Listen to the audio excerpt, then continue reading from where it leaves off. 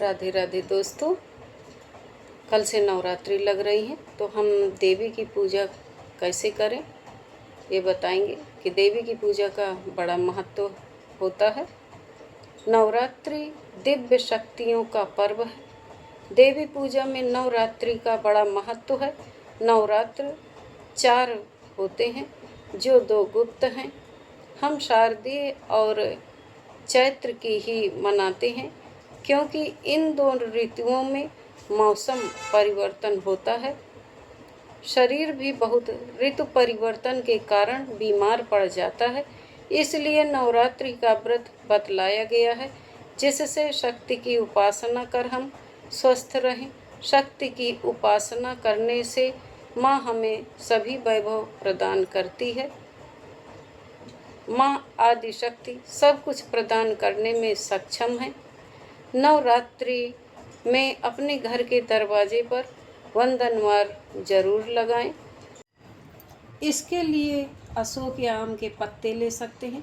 उसमें घिसने वाला लकड़ी का चंदन, कर्पूर, केसर सभी को घिसकर एक पेस्ट बना ले। उन सभी पत्तों पर पहले चंदन की, उसके ऊपर कुमकुम का तिलक लगा दे, फिर दरवाजे के ऊपर लगा दे, यानी दरवाजे पे बांध दे। यदि पूरे दरवाजे के लिए बंधनवार न बना सके तो 11 या 21 पत्ते का बंधनवार बनाकर लगा सकते हैं। दरवाजे पर रंगोली बनाएं।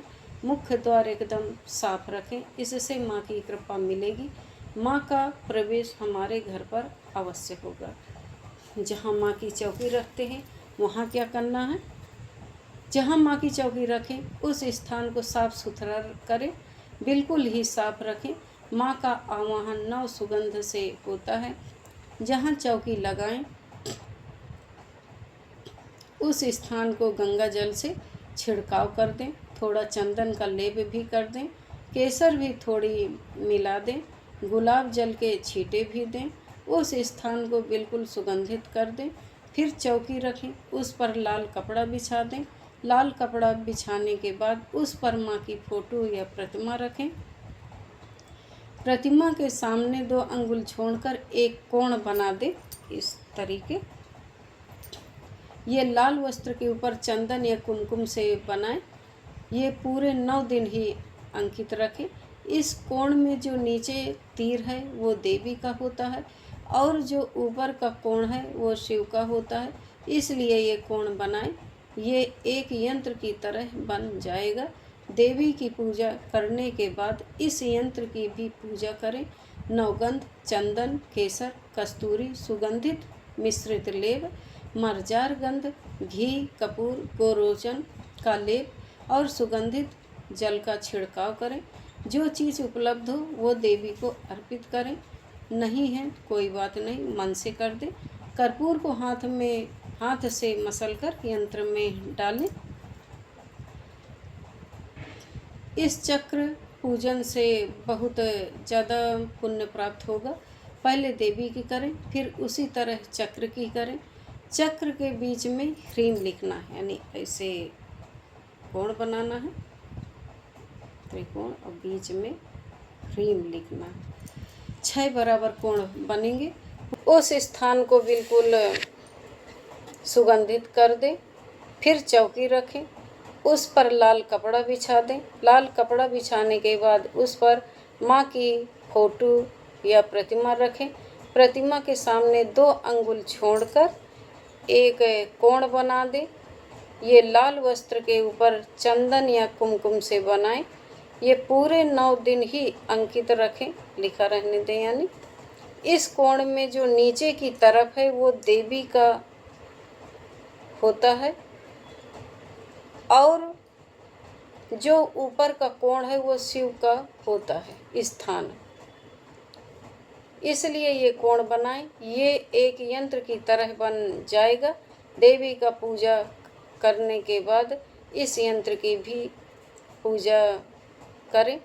नवगंध, चंदन, केसर, कस्तूरी, सुगंधित मिश्रित लेप, मरजार गंध, घी, कपूर, गोरोचन का लेप और सुगंधित जल का छिड़काव जो चीज़ उपलब्ध हो वो देवी को अर्पित करें, जो नहीं है वो मन से अर्पित कर दें, और नहीं है तो कोई बात नहीं, हाथ जोड़ लें।